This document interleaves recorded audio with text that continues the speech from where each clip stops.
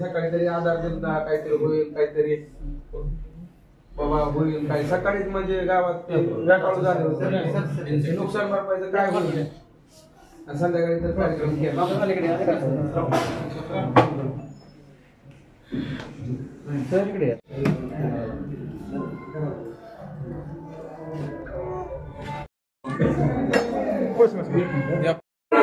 सगळं समजून सकाळी तासभर समजून सांगितलं रात्री जेवण केले की कीटकनाशक आणायला रस्ता नव्हता तिथं कमी काय त्यांचे लागले नदी आहे तिथं गुडघ्या इतक्या छाती इतकं पाणी आहे तिथं गाडीवर आणताना पडलेले ती लागली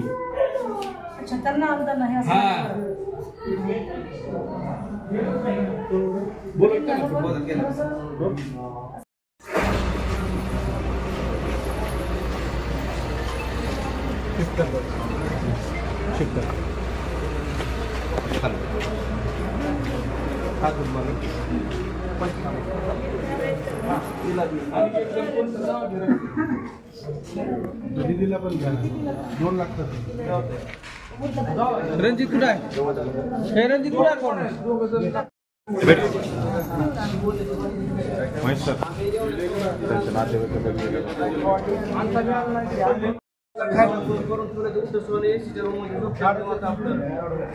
आम्ही गुंडलून एकदम एवढ्या पाणीतून पेशंट आणला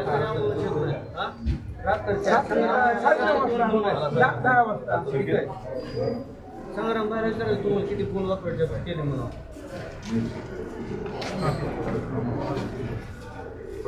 चक्क 15 मिनिट पोर हाक मारी 15-20 मिनिट डॉक्टरला खाली येत नाही म्हणजे आर्डली अशी बिल्डिंग पुढे असं मोठ्या वर्ड थोडा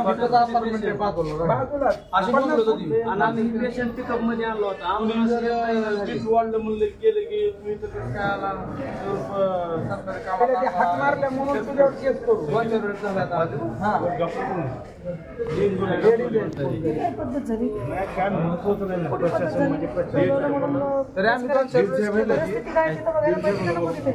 डॉक्टरने तर पाहिलं पाहिजे बघता त्या पेशंटला मोटरसायकल तळ पास केलंय पूर्ण त्यांचा पाय फुटलाय जिल्हा परिषद 1 मिनिट गावातून घेतलेलं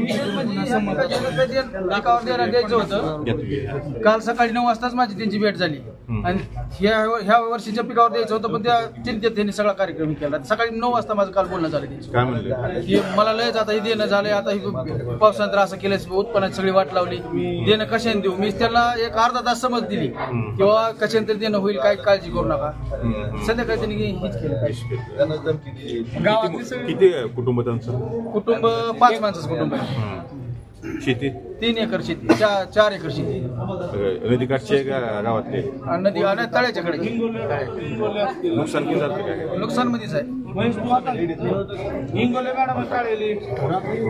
खारबीकड संख्या आसमानी संकट आहे सुलतानी संकट आहे मदत मिळाली नाहीये काय तुम्ही शेतकऱ्यांना आव्हान कराल आज धीर द्यायला आपण शेतकऱ्यांना आलो माझं धाराशिव जिल्ह्यातल्या शेतकऱ्यांना एवढंच आव्हान आहे की खचून जाऊ नका याआधी आपण खूप मोठ्या मोठ्या आपत्तीतून स्वतःला सावरलेलं आहे भूकंपासारख्या परिस्थितीतून आपण सावरलेलो आहे दुष्काळ आपल्याला नेहमीच पाचवीला पुजलेला असतो आणि यावर्षी पुरामुळे जी वाईट परिस्थिती झाली त्यामुळे आपलं सगळं शेत वाहून गेलं घराचा चिखल झाला आहे परंतु आत्महत्यासारखा दुर्दैवी निर्णय कुठल्याही शेतकऱ्यांनी घेऊ नये आपण सरकारशी भांडू त्यांच्याशी लढू आपला हक्क मिळवून घेऊ जास्तीत जास्त मदत मिळवून घेऊ परंतु आत्महत्येसारखा दुर्दैवी निर्णय घेऊन आपल्या घरातील जी व्यक्ती आहेत त्यांना अनाथ करू नका हीच विनंती आपल्या माध्यमातून मला धाराशिव जिल्ह्यात सर्व शेतकऱ्यांना करायची आहे आणि काल जो प्रकार वाकरवाडीच्या एका शेतकऱ्याच्या बाबतीत त्यांनी विषप्राशन केल्यानंतर 108ला त्या ठिकाणी कॉल दिला गेला आहे परंतु शेवटपर्यंत 108 आली नाही 108 ही सुविधा कशासाठी आहे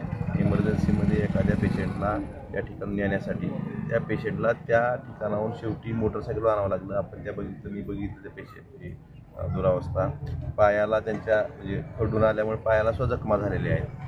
आणि अशा वेळेस 108ची जी सुविधा आपण हजारो कोटी रुपये खर्च करून त्या ठिकाणी ही सुविधा नागरिकांसाठी उपलब्ध करून दिलेलं सांगितलं जातं, परंतु ज्यावेळेस खरंच एखाद्याला इमर्जन्सी असते त्यावेळेस 108 मिळत नाही, हे त्याचं उदाहरण आहे. आणि शेवट पण 108 आले नाही, शेवटी त्यांना दुसऱ्या रुग्णवाहिकेतनं या ठिकाणी धाराशिवला आणावं लागलं. आणि PSCमध्ये सुद्धा ज्या ठिकाणी डॉक्टरनी दिरंगाई केली, रुग्णाच्या नातेवाईकांची आरेरावी झाली, अशा वेळेस डॉक्टरांनी सुद्धा व्यवस्थित बोलणं, व्यवस्थित त्यांना उपचार करणं आणि वेळेवर उपचार करणं ह्या अपेक्षित असताना वेळेवर उपचार न मिळणं, नातेवाईकांची आरेरावी करणं आणि 108 शेवटपर्यंत न येणं, ह्या आरोग्यसेवेतल्या ज्या त्रुटी आहेत ह्या सुद्धा सुधारणं गरजेचं आहे. आणि ह्याबाबत सुद्धा मी वरिष्ठांना बोललेलो आहे, ह्यात जे दोषी असतील यांच्यावर सुद्धा कारवाई झाली पाहिजे. कारण जर वेळेत जर उपचार मिळाला असता तर कदाचित त्या शेतकऱ्याचा जीव वाचू शकला असता.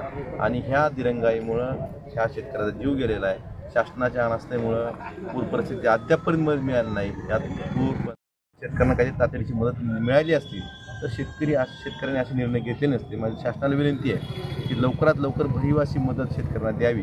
आणि कर्जमाफीचा जो विषय आहे शेतकऱ्यांचा, ह्या प्रश्न कर्जमाफीशिवाय सुटणार नाही किती मदत दिली तरी. कर्जमाफीचा निर्णय सुद्धा लवकरात लवकर दिवाळीच्या आधी घेऊन शेतकऱ्यांना नवीन कर्ज कसं उपलब्ध होईल यासाठी सुद्धा शासनाने प्रयत्न करावे.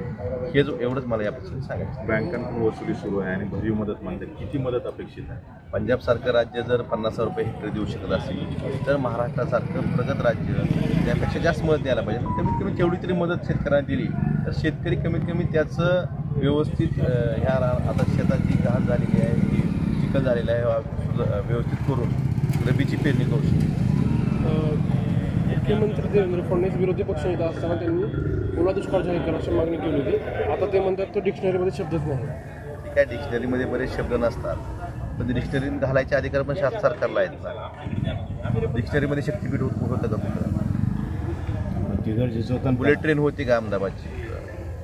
ते जर तुम्ही घालू शकत असाल तर हा सुद्धा असे एखादी परिस्थिती जर उद्भवली असेल, आतापर्यंत कधी नसती झाली, पण आता जर उद्भवली असेल तर हा निकष ॲड करायचे शासनाला अधिकार आहेत ना. हे संज्ञा नाही म्हणून जर आपण स्वतः म्हणजे ह्या परिस्थितीनुसार पळ काढतात ते दुर्दैवी आहे.